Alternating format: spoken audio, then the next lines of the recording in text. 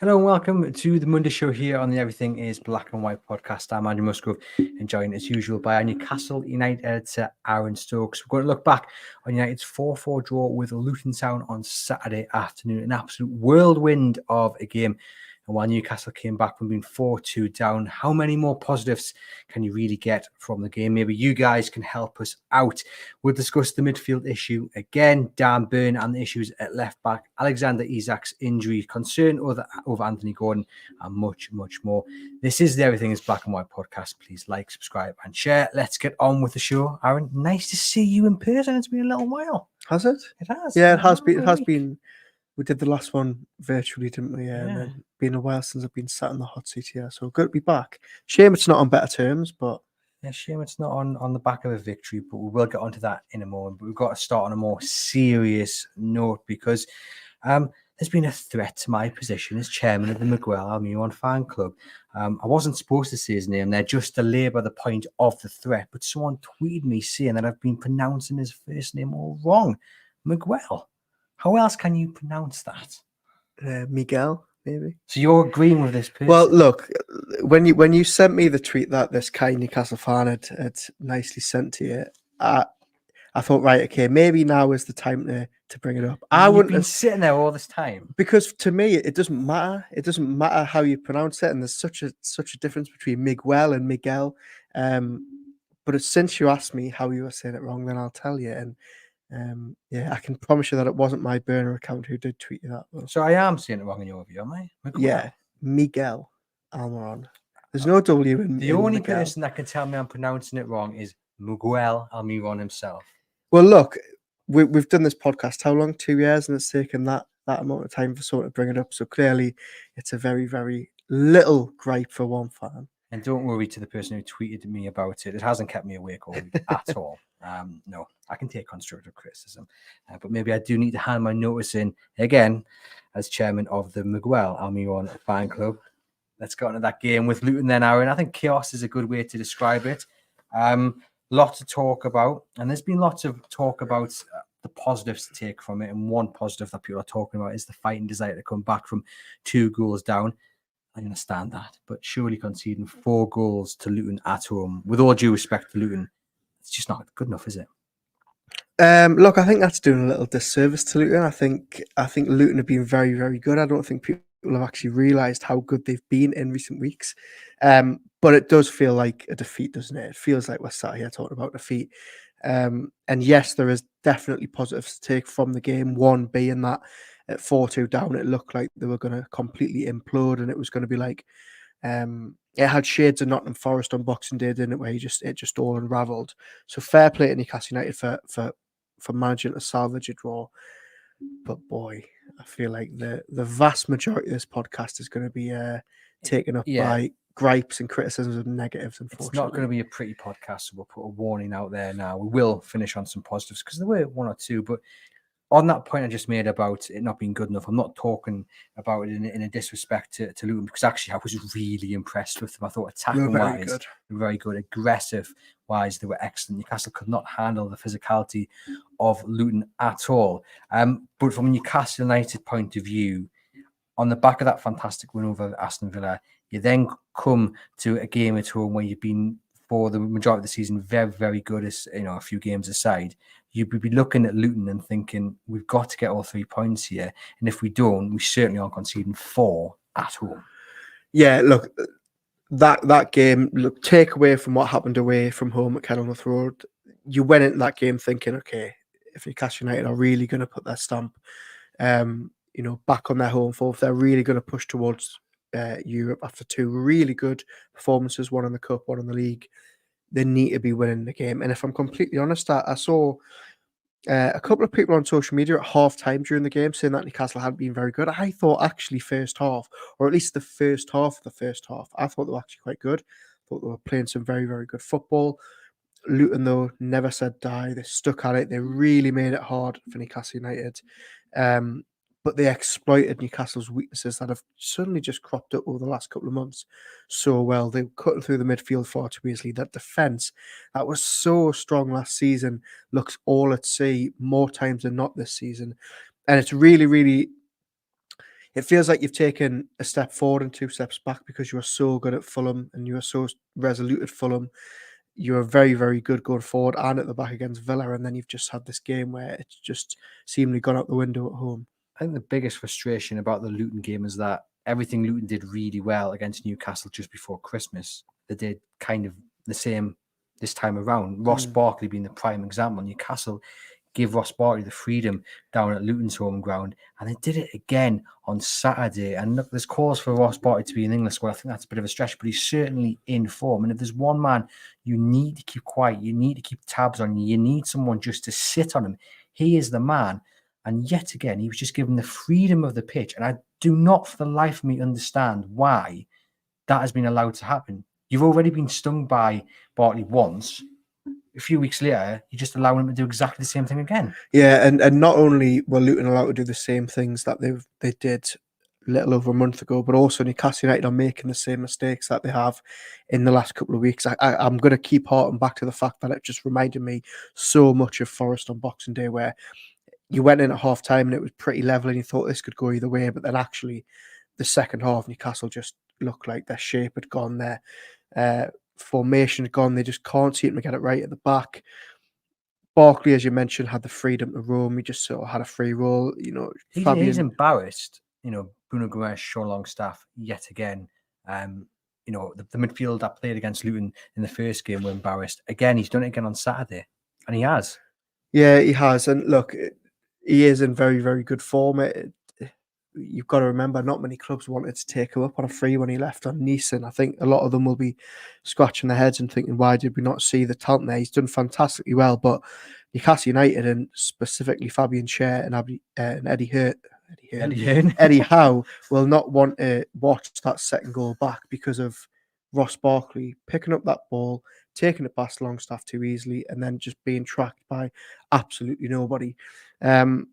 But it wasn't the only mistake. There was a lot of players at fault for different goals, as we're going to go into. But they didn't learn. And also, it's a little bit worrying that they've now got Forest and Bournemouth back-to-back, two teams that beat them in the first leg before Christmas. Before the New Year. So, yeah, we need to see some changes, I think. I think the biggest issue is the midfield. And, you know, Newcastle's performance against Aston Villa won lots of plaudits. You know, you're going against Villa, who've got a great record at home, and Newcastle played really well. But there was still examples in that game where the midfield were caught out. There was too much space between the midfield and defence. And you had Aston Villa not making Newcastle pay for it. And you also had the fact that Newcastle United were quite comfortable in the game. So you don't necessarily see those moments and think, oh, God, it's happening again. But when you aren't taking your chances, and Newcastle didn't on Saturday, then there was glaring issues, or the glaring issue of that midfield, which we've spoken about so many times, then does become really apparent. And it became apparent once again on Saturday, where, as we say, Luton's midfield was just allowed to just roam as they pleased. Yeah, look, I know obviously hindsight's a wonderful thing, but I'm looking at this midfield three now and thinking, does it work together?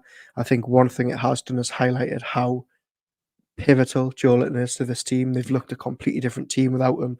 I'm not saying Joelinton would have won them the game on Saturday, but I think their midfield would certainly have had a bit more of shape to it. I think they would have, not given Luton as much time on the ball. Time and time again, teams, and Luton didn't necessarily do this from the out on Saturday, but teams are finding real joy by just dropping it that hole between midfield and defence. And Eddie Howe has time and time again insisted that he doesn't think they need a number 6. I think fans are pointing at it and saying, I think they do need someone who's just going to sit there. So, yeah, really worrying. I think for me, how have we gone from the same back four, really? Yes, they haven't got Nick Pope behind them, but how have we gone from the same back four who kept the joint best defensive record last season with Manchester City to just a team that looks like they've never ever played together? It was really, really worrying. I thought going forward, Newcastle were all right at times. They should have scored more. I think with their best players out there, they would have. But my oh my, they're really struggling at the back. And we're going to talk about the defence in a moment, but just on the midfield, I guess people would say, and quite rightly to a degree, that Eddie Howe hasn't got the options to switch it up. So he is literally left with Longstaff, Miley, and Bruno. You then have the fact that Bruno is 1 yellow card away from a suspension, so he can't necessarily dive in like he likes to. But I think that only buys you so much of an excuse. You know, you had one of the goals on Saturday where Ross Barkley jumps through, doesn't jump through, he walks past Jacob Murphy and Sean Longstaff. Now, that is an error on their part. You know, Barkley wanted it more. He got the ball, then he was allowed to roam forward. And then Luton, Barkley actually scores the goal. So I get the excuses that people are delivering, and they are valid up to a certain point. You know, the injuries are also impacting them. I mean, like, you know, Joe Linton would have made a difference on Saturday. But again, I think that only goes so far, because when you're on the pitch, you know, you can't, you know, the injuries and the tiredness excuse doesn't really help you when players are just making mistakes. Yeah, absolutely. I think it goes back to the point I just made. I don't know whether this 3 works as a 3. Miley and Longstaff, are they too similar? Do they do the same role? And I think Bruno, 1, plays so much better when Joe Linton's alongside him. 2, we know no matter how many times Eddie Howe tries to put him there, he's not a deep lying midfielder. How much better did he look on Saturday when in the second half he was allowed to take the game by the scruff of the neck, go forward? He sets up Kieran Trippier's goal with a lovely cross with the outside of his foot. Someone really should have gotten the end of the other one later in the half when it was 4-4.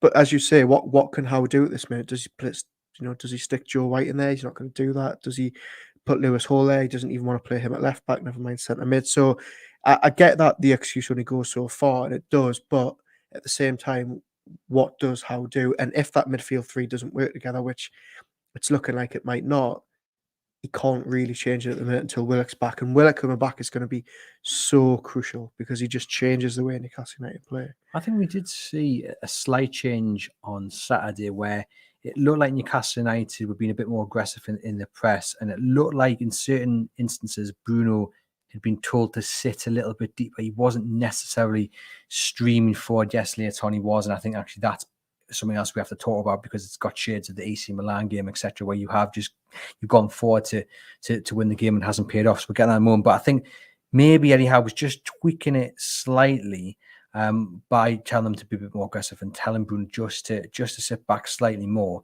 But then that in itself had a detrimental effect on Dan Burn, because if you're pressing up high and you want to win the ball within the first moment the opposition gets it, if you do not do that, then your fullbacks are horrendously exposed, and Dan Burn fell foul of that on Saturday. He did, and it was a bit of a surprise given who was playing in front of him in Miguel Almiron, because if any attacker was going to do the dirty work, it was Miggy. But I did think that Burn was caught out, and I was really surprised Newcastle didn't cotton onto it earlier.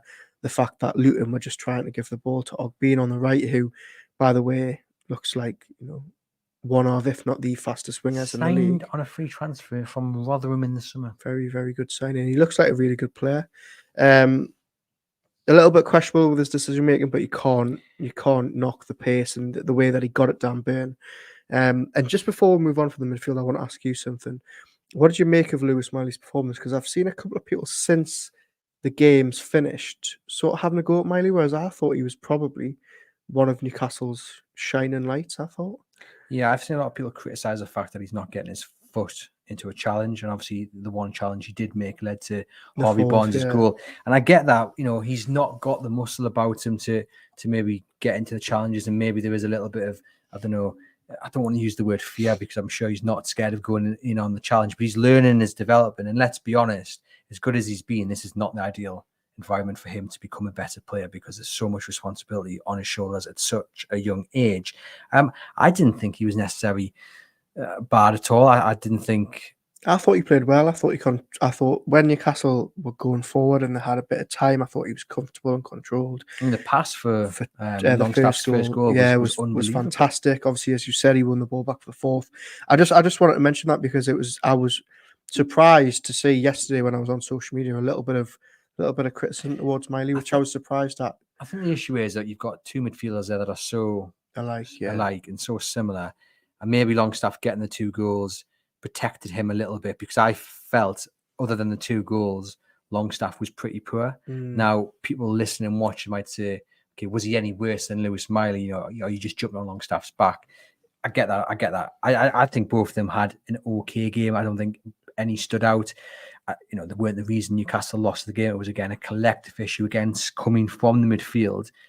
And that's just going to rumble on and on and on. And for the criticism of Lewis Miley that we've seen from some quarters, the criticism for Sean Longstaff, it'll be the same midfield three on Saturday against Nottingham Forest. And the only thing that can really change, it's positional, isn't it? And we've said it before that someone has to sit down with one of them and just say, just stop running, just absorb the attack, because we know what Forest are going to do. We saw it here at St James's Park, and one of them, I think, has to be much more defensively minded than they currently are. Yeah, I think it's a positive that they've had that Forest game so recently, and the fact that it was such a capitulation in the second half. They must surely have learned from their mistakes. You've got to see a more composed and a more compact. I don't know if what we saw against Forest before Christmas, was it Boxing Day? On Boxing Day, I've got a real fear that everything Forest did well will just replay out at the City Ground on Saturday. This is going to, I think, segue nicely into our next topic. I'm looking at your notes there, and I don't know if it is, but a lot of it on Saturday at Forest depends on the team selection, doesn't it? And who he goes with. It does. And I think, as I said there, I think the midfield three will remain the same. I think Dan Burn will start. I think Eddie Howe will start Dan Burn. I don't think Dan Burn should start against Luton. And I know a lot of people have praised him for his performance against Aston Villa. I wasn't blown away by his performance at Aston Villa. I thought he did all right. And then obviously he got a bit embarrassed by Bailey, and the right substitution was made. He goes into the back five, and he does okay. I don't think he set the world alight against Villa. I think he was helped by the fact that Moussa Diaby, your pick for summer sign, is horrendously out of form, and just it doesn't look like he wants to be there at the moment. But what I can't understand for the life of me is if you've done your preparation for this game against Luton, you've watched the videos and you've scouted them, then you will know that Luton's number 7 has so much speed about him, and you will know that he's just going to try and attack Dan Burn in every opportunity. And then you will think back to what happened when Leon Bailey got the run of Dan Burn, and you go, okay, that happened. We had to make a substitution. So why on earth is Dan Burn started from the off against Luton? I don't understand, because it was so clear what Luton's game plan was going to be. Hit Dan Burn with speed. He can't handle it. And look what happened.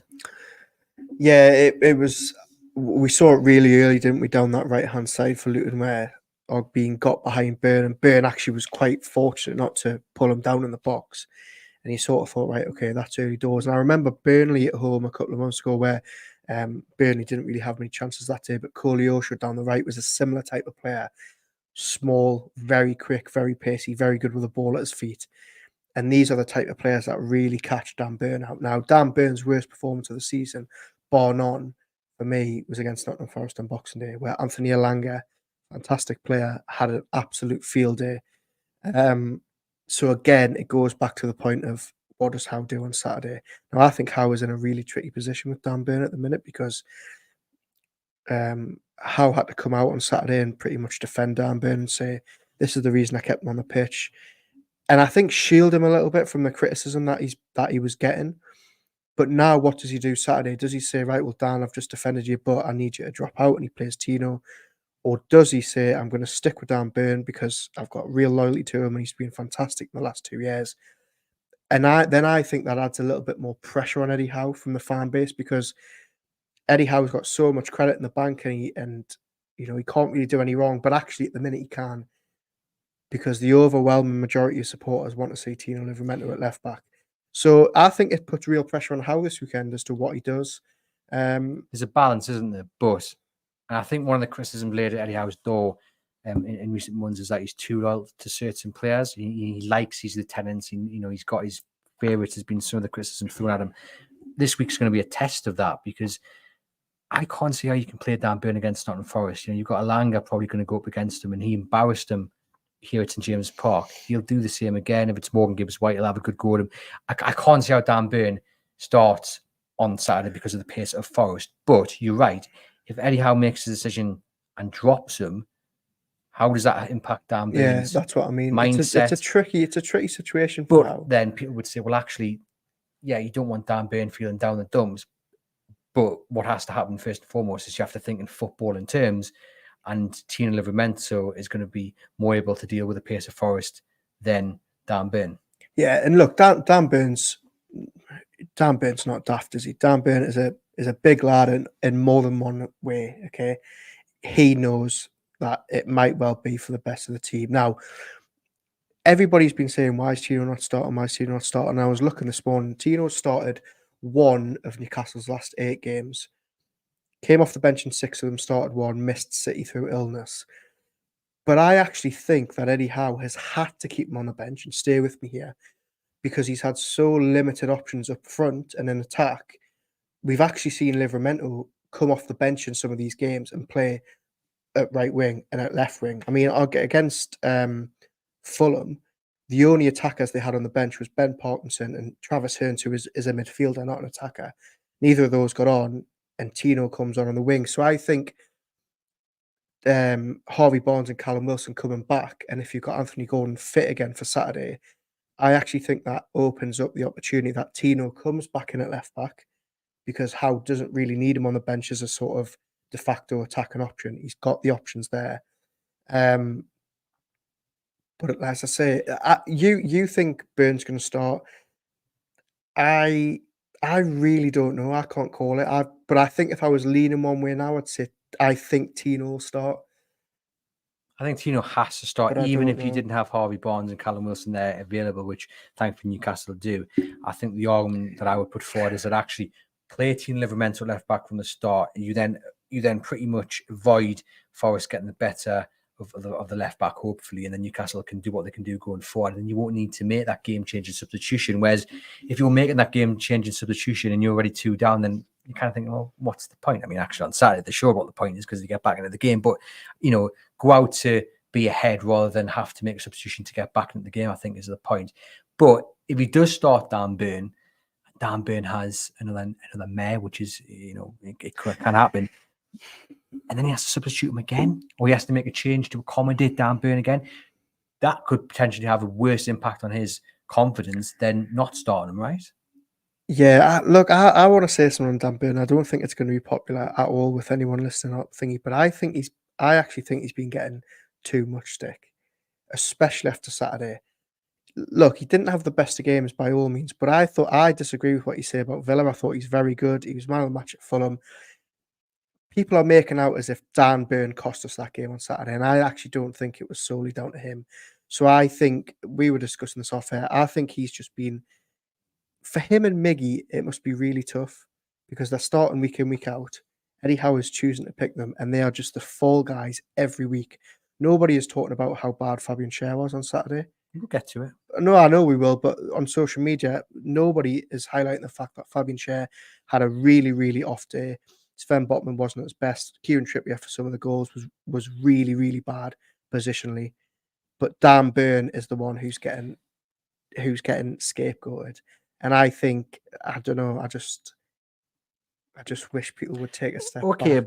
But, and I get that, and if again, I said last week when it came to Miggy, you can't throw personal abuse at these players because they're giving their all for the club and they don't deserve that, But I think you can definitely be critical of players when they deserve it, and I think Dan, you can't watch that game against Luton and come out and not ask questions of Dan Burn.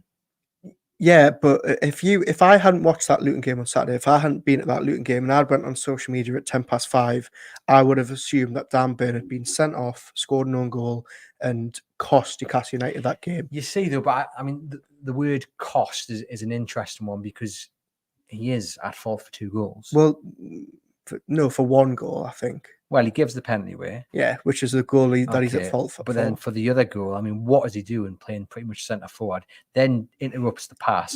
And from then on in, I know... But Newcastle had come on a good 35 seconds to I get that, but clear that ball. But for whatever reason, he's decided to wander up, and that puts them on the back foot straight away when that player breaks I don't down. think he's at fault for that goal, though. No, he shouldn't. But then for the... So he's only at fault for 1 of the 4 goals. Yeah, I think the stick that he's been getting, more so than any other player...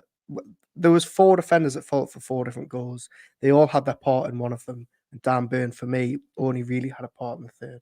Yeah, and look, by the way, I know people listening and watching this are going to be thinking, what on earth am I talking about? I'm not saying Dan Burn had a good game. He really struggled. He really struggled. He should have been took off earlier. But what my main point is, I just think the amount of abuse he gets and Miggy gets and Longstaff gets is 10 times more than Trippier and Shea and all this. And I just think it's not good for the team. I get that, and it's a valid point. But I think when the criticism is fair and balanced, again, you can't look at what happened on Saturday and not come out with questions about Dan Burn. Why was he up top for that? What was it, the fourth goal? And obviously the penalty. The kid's got like a 10-yard starter. Dan Burn's got a 10-yard start on the kid. He still gets burned. You know, those are the kind of questions where you go, why is Dan Burn still out there playing? And on that is maybe why I am going to say, okay, maybe he is getting too much stick, and maybe the fault lies at Eddie Howe. Eddie Howe needs to be looking and saying, can Dan Burn match these pacey players? Because in recent weeks, he's proved he can't. It does fall on Howe massively, because as you said, we've had countless examples this season in the last couple of months of Dan Burn's kryptonite being these type of players.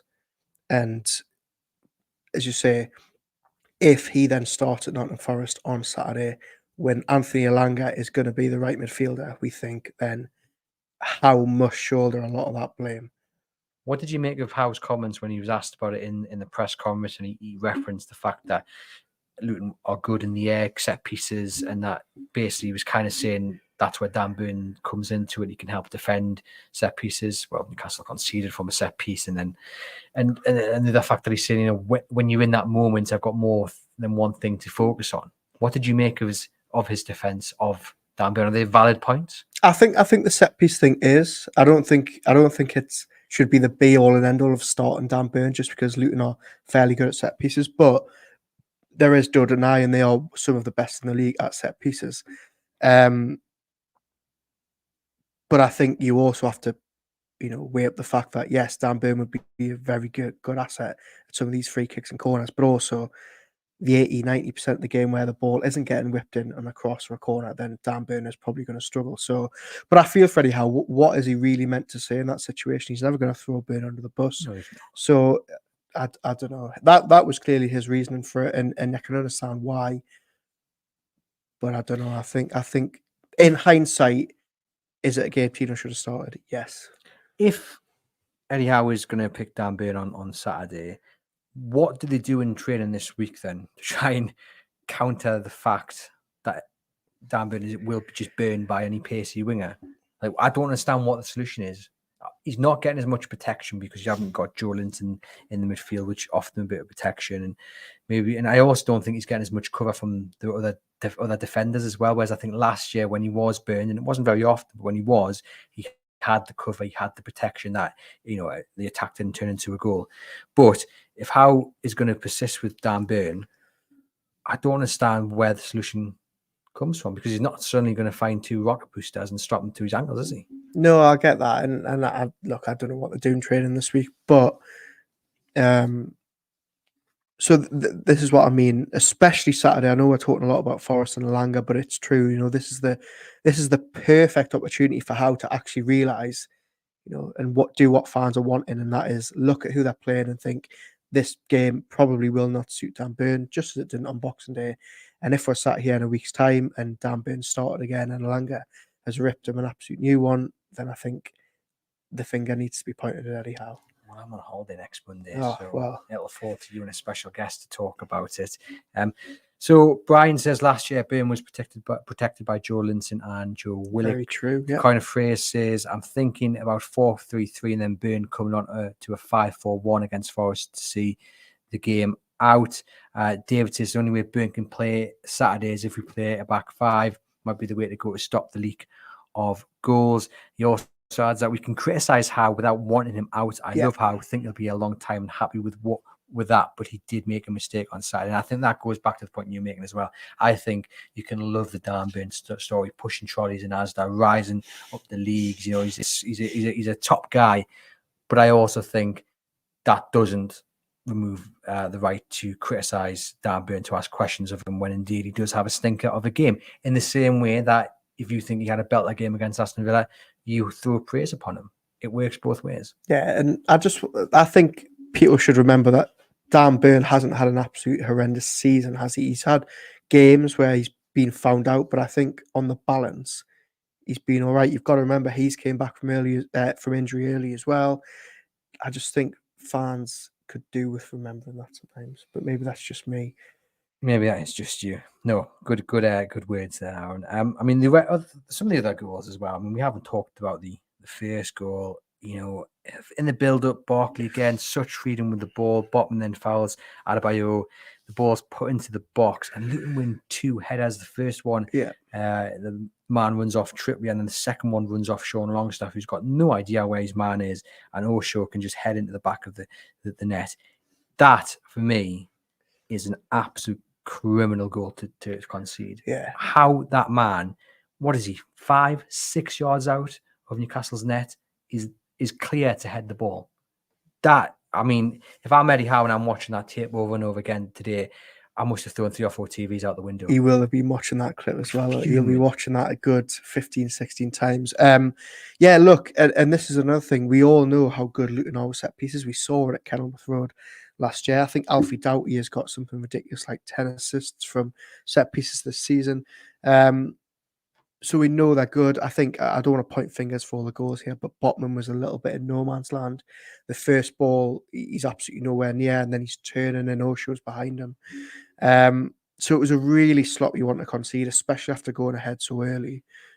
Well, he's just about to jump in. What I'm going to say is Nick Pope the reason, because is Martin Dubravka organising the defence as well as Nick Pope?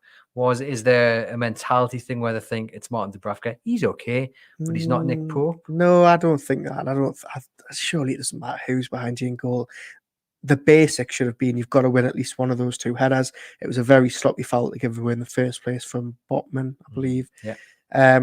But no, I don't think Dubravka's got anything to do with that. I don't really think Dubravka could have done anything with it. It was in a bit of no man's land when it came back across. Good header towards goal. The second one, however, Dubravka, I think, is very much at fault. I think he could have done a lot better with it. I mean, there's a lot of people at fault. Yeah, there is. There's about 4 or 5, definitely. And I was infuriated with the first one, but the second one for Luton is just, my mind is just blown watching it. Murphy and Longstaff, as we've mentioned, both with the opportunity to win the ball, and they just don't want it as much as Ross Barkley. And he doesn't even have to do much. He just literally just is an extra touch ahead of them. But 2 opportunities to clear it. Barkley then has got the road to run, absolute freedom, no one tracking him. Like you said, Dubravka, should he do better with a shot? Falls to Barkley. I mean, we've got to first of all question where the heck Fabian Schär was, because out of position, I think he actually gives the ball away. Does he? He gave the ball away, and he was also, when he gives it away, I think he's 10 yards ahead of his defenders. So he was in absolute no man's land. He was on the halfway line when Burn, Trippier, and Schär were about halfway towards the goal. He stops for the rebound, which has angered quite a few people. Yeah. I'm not too sure, even if he'd been full pelt, he could have got there, but I do think the little jog that he had towards Barkley as the former Everton man was putting in the back of the net. I can understand why people are a little bit miffed at that. Yeah, 100%. I completely agree with it. And Trippier has a very big shout at Longstaff, and I think Schär after the goal say, what on earth was that? Longstaff especially was so weak in the tackle. And as you say, Barkley wanted it more. Barkley, by the way, was absolutely fantastic. But we knew it was going to happen. Really we knew good. He was going to be the man pulling the strings. So where's the prep gone? Like, this is like on a proper serious note, right? So you would assume that Newcastle United have sent scouts, they've got a dossier, they know who the key player is, etc., etc. And then the players are given the instructions. Now, somewhere, again on Saturday, it's got lost in translation, because they were nowhere near Ross Barkley for that, for any of that game at all. And in fact, it wasn't the only Luton midfielder who got the better of the midfield 3. I think for the penalty, the player who receives the ball in his own half is in between Longstaff and Miley. He gets the ball with his back to goal, essentially, turns and sets the attack away. They win a penalty. How was that allowed to happen as well? And I just think, what's happened? Have they not got a proper plan in place, or has Eddie Howe tried to implement a plan, and for whatever reason, the lack of discipline has shone through? Look, Fabian Schär has gone on a little wonder. Why has he done that? Dan Burn's gone a little wonder. Why has he done that? Where's the discipline? That's the big worry, I think. And I think Barkley, again, is showing that Newcastle actually do have a lack of discipline, and it's quite easily punishable. Well, I think we've seen it punished. And the weird thing is that it's getting punished at St James's Park, which Used to be Newcastle a United are fortress. usually so good at. You can understand maybe on the road, but and also for me, how good Newcastle looked at Fulham or maybe not look good at Fulham, but the result they got at Fulham and how good they looked at Villa and how that coincided with them finally getting players back on the training pitch after such a hectic schedule. And you thought, okay, maybe that was all they needed, just that time on the training pitch. And look, they didn't get beat on Saturday. They managed to get a good result in the end.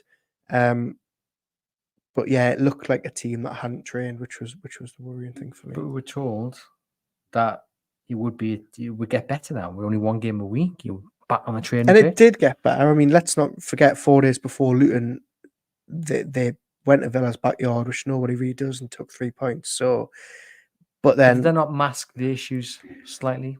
well, we don't know if they go and get trounced off Forest and then they lose to Bournemouth. Maybe it was masking issues. But look, let's take nothing away from Luton. Newcastle weren't at their best. They had some bright spots. Luton were absolutely fantastic, I thought, throughout the game. Now they need to get it right at Forest. David says, could it be with only 3 fit midfielders and one on the verge of a ban, tackling was non-existent, which I can totally see your point you're making, David. But goodness me, I mean, they're going to be the midfield 3 to play for quite a while yet. So I think Bruno's got 6, 7 games until that 9, I think. 9 until sure that yellow card. 9. Second, that yellow card ban doesn't become a red card. So they can't jump out of challenges for the next 9 games. Exactly. And Sean's just put there something that we said earlier, shows how much we're missing Joe in the middle, which is very, very true. But what's the solution? Someone's suggesting again, if I've been share in the middle, I don't want to see that. No, I mean, do you put Lewis Hall there? As we say, he can't even get a game at left back. And this is the thing we haven't even touched on as well. Everyone's talking about Tino. Tino's brought in as a right back. You have made the point over and over again that he is the heir to Kieran Trippier, maybe even as soon as next season. He's not even a left back, and all the talk is about Tino coming in. Where on earth is Lewis Hall? How on earth can this kid not get a game? And I know he's only 18 and they want to be treating him with kid gloves, but I mean, something must be amiss. Some Chelsea supporter put someone on Twitter the other day, and it was a bit of a montage of Lewis Hall when he was playing under Potter last season, and he just looks so good. And you're thinking, where has it gone wrong? Something has to be amiss, and what it is, we just don't know. Eddie Howe doesn't think he's ready, but how long that sticks for, I don't know. The penalty, a lot of people suggesting it wasn't a penalty. I mean, I have to admit, from where I was sitting, I kind of felt straight away it was a penalty. I'll be completely honest. I thought when the lengthy VAR check was going on and I'd seen the first replay, I thought, okay, that's going to be given as a free kick. There was a very good moment where Jacob Murphy, Ross Barkley's got the ball under his arm and he's going over towards the penalty spot, and Jacob Murphy goes to get a ball from the ball boy and puts it on the pitch where the free kick would be, as if to say to the referee, didn't work, obviously. But I thought in real time it was going to be a free kick. Watched the replay, thought it was going to be a free kick. But I also can see why it was given as a penalty. I don't think we can grumble too much at it. And yeah, Burn, he got away with one in the first half really early. Didn't get away with it the second time. Should have been taken off at half time. That's what I think should have happened if you'd with them starting and take him off at half time, and you just protect that side, because it was just so obvious what was going to happen in the second half. More of what happened in the first half, and Ogbene got the better of Dan Burn and the ball into the back of the net, and then the goal that came after that, wasn't it? We've spoken about it. Dan Burn all the way up there loses the ball. Now we can criticize Dan Burn as we have done, but as I've made the point to you off air, there's still 60, 70 yards for Newcastle to mop that up. But they just weren't able to. And the biggest worry for me in that passage of play was that no one seems to be going to the man. They're always going to the ball. So you look at Ross Barkley going forward. Bruno's going full pelt, but he's running towards the chap on the left, as is Trippier. Now, Barkley's then left by himself on the edge of the box. Why hasn't Bruno gone on Barkley? Because when Barkley gets the ball back, he then puts it down to the right, and it's a goal. And for me, that's the biggest worry. There's no organisation. It's very schoolboy-esque, where you literally just follow the ball, instead of following the runner. If someone follows Bark in that instance, and he's on Barty's toes. Does he get the assist? Probably not. For me, it was like just a real sense of deja vu. I feel like we've seen that goal at the Leeds' end so many times this season. We saw it on Saturday where Adebayo scores and he gets played in on the right. We saw it against Forest when Wood got his hat-trick, when it was pretty much a carbon copy. And we also saw it when AC Milan scored their winner at St James's at that end. You could literally screenshot literally all three, and they're in the same position. And it's Newcastle losing the ball high up the pitch and getting caught on the transition. They're getting scurried across the pitch towards the left, and they just can't deal with it. And that's the worrying thing, is they're looking really disjointed when teams counter-attack against them now at St James's Park. Because they were so organised last year. And again, this is where the question about Nick Pope comes into it. Is Kieran Trippier lost his voice potentially? We don't want to go over the top, because at the end of the day, they've got a point. And we don't know, do we? We can't pinpoint one thing to think. It's happening too often. All the issues that happen against Luton, giving the ball away, the counter attacks, the lack of organisation. This isn't just a one game. This has been happening for months and months and months. And yes, they've got injuries, but that doesn't defend it in its entirety. And if we're scratching our heads, Eddie Howe must be scratching as well. Yeah, you can't really pinpoint it, can you, what's going wrong? It just seems like they're just getting caught out by these teams more and more often on the counter, which they weren't really doing, especially not at home last season. That fourth goal was just so many errors. Yes, you can point to Dan Burn losing it and being out of position, but Kieran Trippier, I don't know what he is doing, rushing up there on the halfway line and going right when the ball went left. Botman and Cher all over the shop. Bruno, as you say, is probably tracking the wrong man. It was just a disaster. And when that fourth goal went in, and I know we're 40 minutes into the podcast and we haven't really spoke about positives. We probably should now. When that goal went in, it felt as if it was 3-1 at Forest all over again. And you thought, there's no way Newcastle are getting back into this. There's going to be another inquest. They're going to lose again. Credit to them, by the way, for stepping up. And Bruno, I thought, was brilliant in the last 20 minutes and really taking the game by the scruff of the neck like he did at Fulham. Harvey Barnes, absolutely fantastic when Callum he came Wilson on. as well. I've seen a few people have a go at Callum Wilson, saying he didn't really offer too much, but I thought he offered a real physical presence. He was really putting it up to Osho, wasn't he? And he probably touched the ball like 5 times, but he was up there for the physical battle. He was making a nuisance of himself, and I thought actually he was very unfortunate to be penalised for a foul late on. Yeah. And Harvey Barnes did put the ball in the back of the net, but the flag had already gone up, so it didn't even get checked by VAR in the end. But I didn't think he'd fouled him. I actually thought Wilson was a positive note. Harvey Barnes. Let's talk about some positives. Let's talk about Callum Wilson first off, because it coincides. See, though, I was going to say it's a positive, but it coincides with a massive negative, if not 2 massive negatives. By the way, we haven't even mentioned him yet. Gordon, first half, I thought was absolutely fantastic. Well, okay, let's do that first, because I did have about. Well, I say it's positive because I was going to mention the goal, Sean Longstaff's second goal, because it just shows you everything that Gordon's brilliant at. Like getting the ball, being direct in his running, got pace, defender recovers, he doesn't panic, he says, right, come on, we'll take you on again, gets the shot. That is Anthony Gordon at his best. However, the negative side of that is that he's now picked up a knock, although he was spotted in the Merit Centre without his crutches, I think, so maybe not as bad as the protective boot. Twisted ankle, wasn't it, is what they said. Yeah, on Saturday evening. But he does that on the left. He's running down the left at that point, and obviously he's starting as a central striker. Where for me, we're going to get. I'm glad we've got nearly 45 minutes in the podcast without talking about a third striker. The debate. He's not effective enough. No, I thought he really played well in that first half when he was through the middle. I thought he played well, but I don't think he. If you look at that creation, it comes down the left. If you look where he is for Longstaff's first goal, he's on the right-hand side. He's not playing as that central striker. And some might say, okay, but that's not what he's been asked to do. He's playing as the man up top. And also, how often do we see Isak playing as a central striker, but actually creating from the left and running in between the channels? I thought Gordon was really good at dropping deep, going long, pulling out wide. I thought he was all over the shop, a real handful. And this, again, might be another unpopular opinion. I actually, in that first half, or the first half an hour, quite enjoyed that front three of Murphy, Gordon and Miggy. And I know we're probably never going to see it again if Wilson and is fit and Isak comes back, but I thought they were actually linking up really well together. Well, I mean, yeah, I don't think I don't disagree with you. And I thought Gordon was the standout He looked performer. really good, really hungry.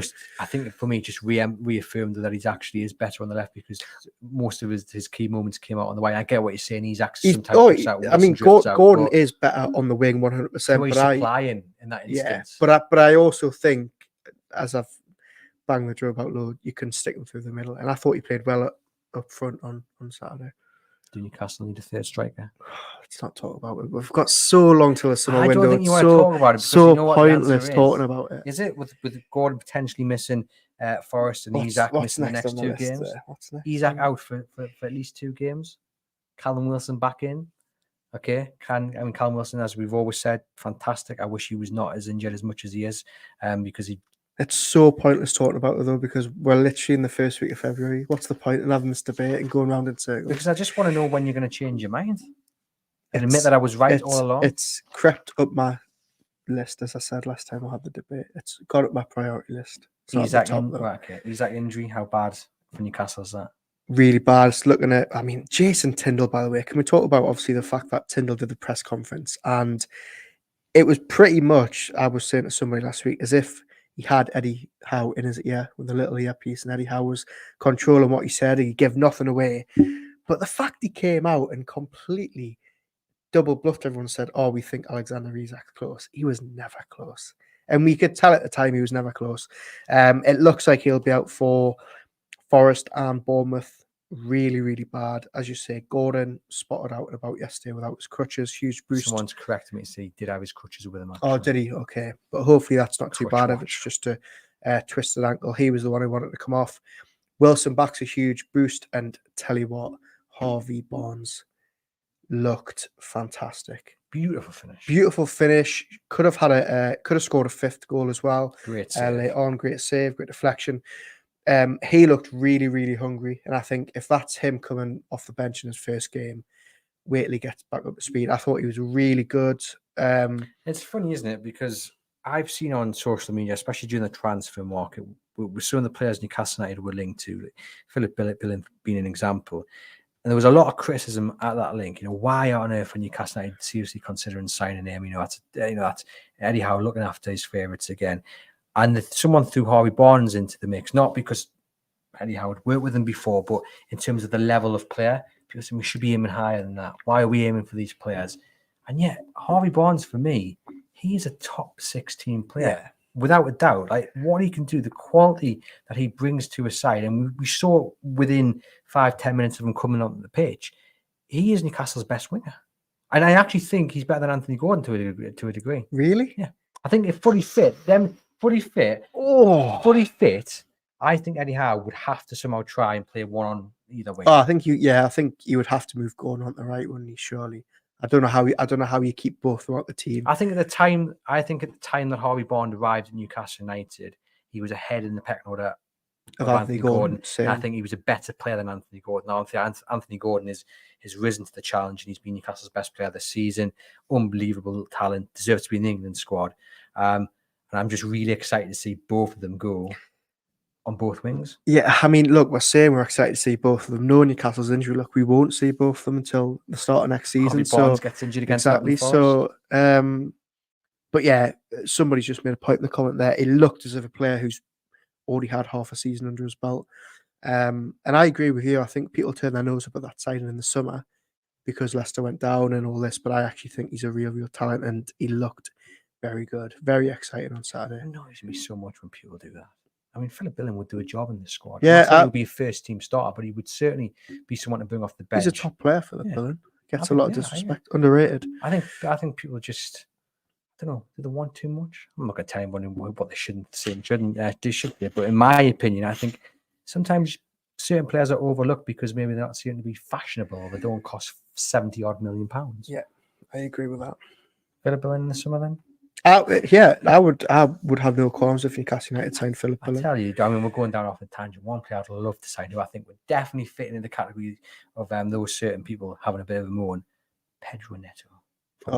I think Newcastle might have to join quite a lengthy queue. I mean, he generally looks, I know we're going off on a complete tangent here, he generally looks as if he could play for any team in the Premier League, and I don't think he'd look out of place.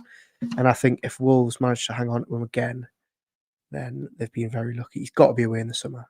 I think he screams Liverpool or City. No, maybe yeah, not but hopefully City. there'll be in a bit of turmoil trying to replace Jurgen Klopp. So there, we've got positive. Harvey Barnes returning, Callum Wilson bringing a bit of physicality. The fact Newcastle had the fight and desire to come back, whereas against Forest and teams prior, they didn't do. Anything else springing to mind? Just seeing if I've got anything written down. No, I think we've pretty much we exhausted the positive page. Yeah, all four of them. So, yeah. And what will Eddie Howe be saying to his players today, going into the Forest game? I mean, he'll be looking for the positives as well, but surely I saw a comment saying we're too nice. Eddie Howe's too nice. Now, what I will say about that is, I think what he says to what's the context of that? It was a context about Dan Burn, and he was talking about not taking Dan Burn off and saying, "Oh, Eddie's too nice." I think what I will say, I think what he says to the press and what he'll say behind closed doors be two different things. And I think you cross Eddie Howe at your peril. I think if you cross him, you get one chance, and that's probably it. But also it feeds into the fact that a lot of people, and I agree with this point, think, and I'm going to say a bad word. So if you've got little kids listening, I'll give you 5 seconds. 1, 2, 3, 4, 5. The shithousery's gone from Newcastle United totally. Do you reckon? Yeah, Luton were brilliant at it on Saturday. The time wasting, the getting the players in it on the pitch. But for me, that nasty spark that Newcastle had and has been missing for the majority of the season, it's crept back in certain games, and we've mentioned it when it has. But for me, that undercurrent of, just nastiness, it's not there. I think that is affecting them as well. Potentially, yeah. I don't know. I think it's still there. I still think it's there. I don't think it's completely gone. On the Eddie Howe being nice thing, I think that's a massive misconception of him, because as you say, he comes out the press and he's all nicey, but I think behind closed doors he'll have been giving them a rollick on Saturday night. Yeah, that's what's going to be happening today and tomorrow. But then he probably forgets to Tuesday. He says, right, we're going to focus on Forest now. Oh, 100%. You'll also have watched that Luton game back about 20 times on Saturday night. Poor wife and kids. Surely can't be watching it and thinking I can start that bit on Saturday. Surely we'll not. Have to see. Surely not. The other claim we're going to mention, and someone's handily just put it in the comments, it's like, you knew it was coming, Les. How can Southgate justify watching Ajax and not say Newcastle versus Luton, where I think there were 18 players? I think there was 18, yeah. 18 That's players. Mental, now, isn't it? Let's be fair to a degree. Of all those players playing, Kieran Trippier, Anthony Gordon, Callum Wilson, Ross Barkley, they're the 4. Can't see anyone else playing unless I've missed anyone out who would be within a real chance of getting into the England squad. Okay, so he doesn't necessarily maybe have to come to St James's Park, but there were plenty of the games in the Premier League which had English players who do stand a chance of getting into the squad that he could have gone to. And he decided to go over to watch Jordan Henderson, who's come back from Saudi Arabia with his tail between his legs, gone over there. And I tell you what, it just tells you exactly everything you need to know about Gareth Southgate. He's picking Jordan Henderson for the summer, which is absolutely unbelievable. But you guys know my thoughts on England and Gareth Southgate. England will not win a major tournament with Gareth Southgate. They will not win in the summer. And it is partly down to the fact he continues to stick with players who are out of form, but he likes them because he knows them. Cuddly. What a waste of my time. I think you might actually be doing England a bit as a service. I think they might actually, this might be the year they actually win something. Well, Harry Maguire, Jordan Henderson, not a chance. Harry Maguire's been playing very well recently. On the Jordan Henderson situation, I completely agree. 33 well. By the way, it sounds like Gareth Southgate did pick a good game to go and watch Jordan Henderson. I heard that he had a very good Ajax debut, which will annoy some people given that his reputation's gone down the toilet. One game that Gareth Southgate wasn't at yesterday, as we just mentioned, was Manchester United versus West Ham. Calvin Phillips, by the way. I know we're only 2 games in, and we've got to give him some stick. He's not at the scratch, but I hate to say that you might be onto something, because I hate agreeing with you, but he looks well off it in the first 2 games for West Ham. Really struggling so far. Clip that up, ladies and gentlemen, and get that on a loop. It's the first time this year that I've said it, and it'll probably be the last. I But think we've agreed on things before, but yeah, he looks he like looks Newcastle a bit dodged off a it, bullet. doesn't he? Well, look, again, I don't want to be too harsh because we're 2 games in, and it's the first time he's played back-to-back games But since that's May the point. 2022. That was my point No, I all know, the I know. way along. It was always going to take him a month, 6 weeks to get up to scratch. Yeah. And what Newcastle needed was someone to hit the ground running. Would a Calvin Phillips at this stage of his fitness have made a difference against Luton? I don't really think he would have done, because I don't think he'd been able to keep up with the pace and the physicality that Luton brought. I mean, they were nearly knocking Newcastle players in it next week, the way they were going about it. I was actually quite a big fan of it. But look, come back to me in 6 weeks' time, and maybe Calvin Phillips will show exactly what he's about. But his first 2 appearances for West Ham have reaffirmed exactly why I didn't want Newcastle to go anywhere near him. Yeah, well, it'll be very, very interesting to see whether he gets the nod for this summer. Obviously, he's a player that Southgate's stuck by, even when he wasn't playing at City. So very interesting to see whether him and Henson get the nod. But yeah, shame that Southgate wasn't there, given how many English players were on display. Let's talk about the war flags display. TV before fans was the words used, protesting about the fact that fans get a bad deal because it as always seems to be the TV companies before fans when it comes to travel arrangements. I mean, some horrendous kick-off times for Newcastle United fans to deal with, but this isn't just a Newcastle United issue. This is an issue across the Premier League. Brilliant to see war flags raise the issue. It needs sorting out. It is an absolute disgrace. Still don't think they've announced the Chelsea game kick-off yet. But we've seen in recent weeks, the Arsenal game get moved. We've seen the kick-off at Fulham at a horrendous time. You know. Liverpool New Year's Day. Something has to be done. It won't be done, but something should be done. Again, it feels like one of those topics where we always bring it up and it just feels like we're going round in circles. Very good to see war flags do it. I thought it was a really good statement. Their statement afterwards was very good as well, that they put out on their socials. And very, very cleverly, I think they did this on Sky Sports and the Premier League's Green Football Weekend, which we all know is very, very hypocritical given how often teams fly around the country, how often Newcastle United fans can't use public transport to get back from some of these games. So yeah, I think it was a very, very, very good message. And the other absolute criminal aspect of Saturday was that for one of the best games this season from an attacking perspective, because I mean, if you're a fan of the defensive displays, you'll be not wanting to watch it again. But if you love attacking football, then Luton versus Newcastle United is definitely up there, one of the best games this season. You couldn't watch it. Well, at least not legally. Don't condone watching it illegally, but you couldn't watch it. How was that? I mean, if you're in Ireland, you can. If you were in Europe, in the Middle East, yep, exactly. What on earth? How is that? It's still a thing in 2024. It feels like we're just waiting, aren't we, for someone like the Premier League to either start their own channel or someone like Netflix to just scoot it up and say, look, you can have every single game. And I think people would pay for it. I would pay for it if I got every single Premier League game. I'd have to stop eating, I think, because if you add up all the other subscriptions, very true. Sky, BT, Netflix, I mean, it's ridiculous. Nearly more than bloody mortgage, but something again needs to change because 100%. As good as our live blogs on the radio coverage, big fan of Boots Newcastle. Fans should be allowed to watch their team on a Saturday afternoon. We have got some trivia coming up. We've switched roles, but let me just read some comments out there. Timothy with a lovely message for you, Aaron. Yeah, saw that before. Yeah, nice. Do you know him? No, I don't. Aaron, you're such a joke. Leave him alone. He's a lovely lad. Sean says, put Barnes and Tino on the left, Gordon on the right, Wilson through the middle. Darren says it was a good comeback, but we shouldn't have got ourselves into that position with sloppy mistakes, but well done to Luton taking the game to ourselves.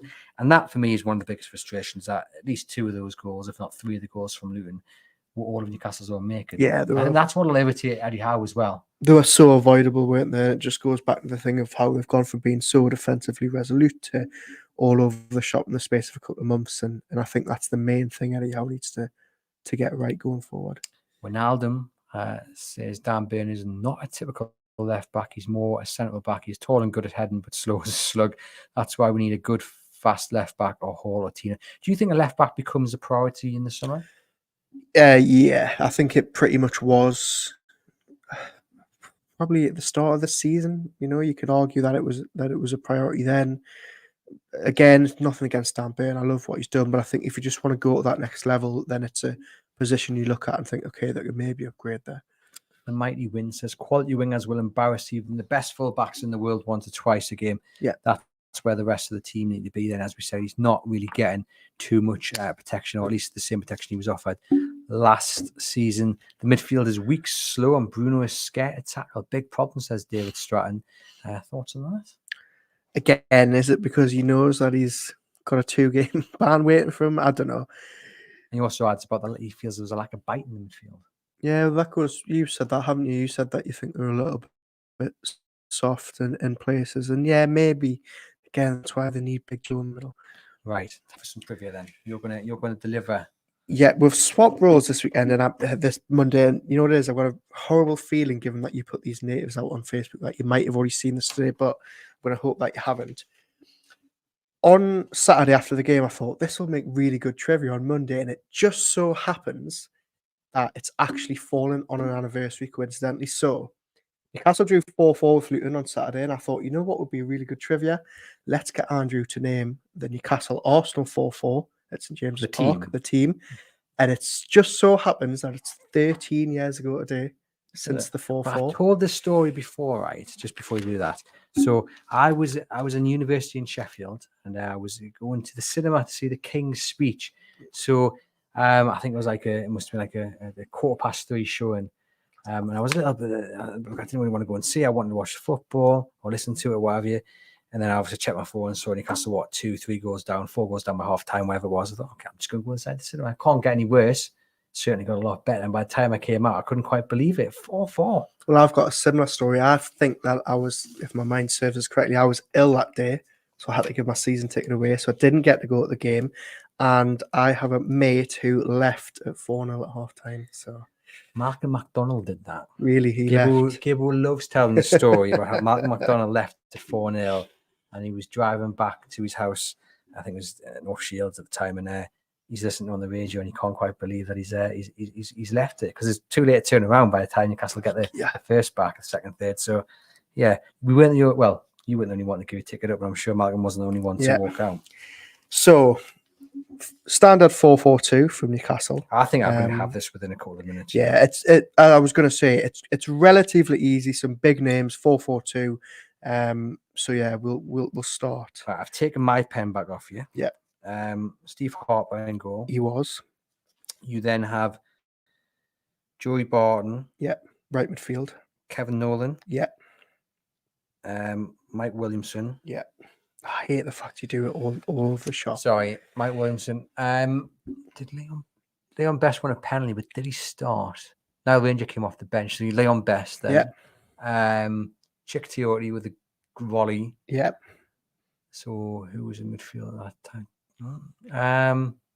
Who would have been right back? Danny Simpson? He was. Then left back. David Santon's my first guess, but I don't know. No. Okay. That time. So was it Joey Barton and Kevin Nolan in the centre? No, so it was Teote and Nolan in the middle. Barton was out on the right, so you need the left midfielder. Jonas Gutierrez? Yeah, and once you get the left midfielder, you've got to get the left back, because the part was in crime, because it was Jose Enrique. And then so you now just need one central defender. Mike Williamson and Colaccini's my first guess, but it is Colaccini. And you've already said the right back, haven't you? Yeah, Danny Simpson. Yep. So now you just need who partnered Leon Best up front. Oh, there's enough front. Niall Ranger came off the bench and should have won the game, if I remember correctly. At that time, it's 13 years ago. What's that? That's 2011. Andy Carroll? No. Just left for Liverpool. Chef Cucci? No. It wasn't them I bought this point, was it? Right. Song about him. The song about him. Very well liked. Didn't spend too long at Newcastle, but he's well respected. He's always welcome back. Very strange accent. Very strange given that he's from Europe, but he spent a lot of time in Glasgow. Pierre Lovenkrands. Pierre Lovenkrands signed on a free from Germany. Do you want to go at the bench? Because the bench is a little bit more obscure. So you've got now Ranger. Yeah. The goalkeeper. You should get the keeper, really. I should have. big name. Tim Krul. Tim Krul was the goalkeeper. You then had a central defender who was a legend in North London, Sol Campbell. Sol Campbell.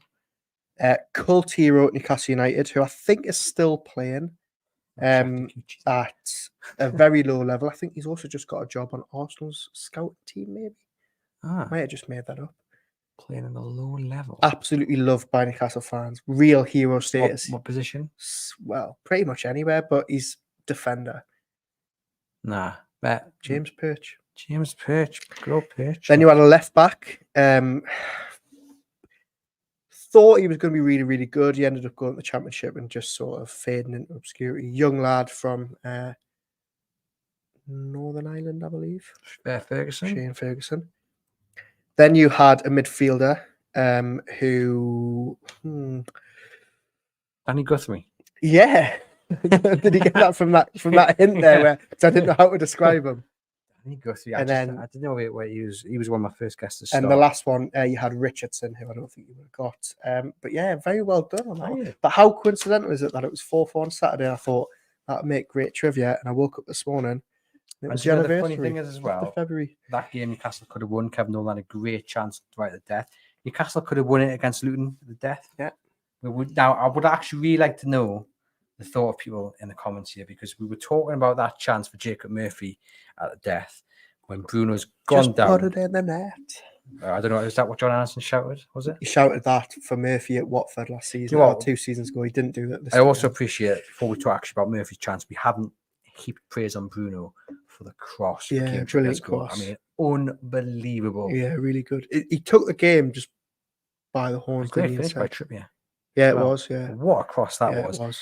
But then you have the chance for Murphy, and I actually think Bruno makes the wrong decision. Yeah, I heard. Yeah, so he's put the ball across the. But you just praised the fantastic ball that he sent. That's one moment. I think he gets the wrong decision, because it's either Harvey Barnes or Lewis Smiley's on the edge of the box, and I think if he pulls it back to them, they've got one touch and it's in the back of the net.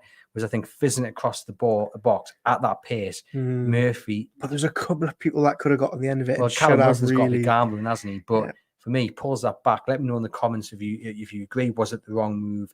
Was it the right move? Should Murphy have done better? Should Wilson have gambled? And we haven't talked about the fact that Luton could have won it at depth as well. Yeah, really big chance, wasn't it? Straight at Dubravka, but should have scored. They should have scored it. That's lucky in many ways. Wow, a lot of people getting involved in the comments there. Yeah, let us know how you describe that game on Saturday. In one word, Aaron. Chaotic. I think I would agree with you. Well, this has been the Monday Show on the Everything is Black and White podcast. Thank you very much for tuning in. Head over to chroniclelive.co.uk for all the latest Newcastle United news. If you're listening on the podcast channel, please leave us a rating and review. Just go down. It'll take you 2 minutes to do. Give us some feedback. 5 stars if you don't fancy it, but we'll take any rating you can give us. And if you're on YouTube, give the video a thumbs up and share the podcast. Hit subscribe on the channel. For myself and Aaron, we'll see you guys very soon.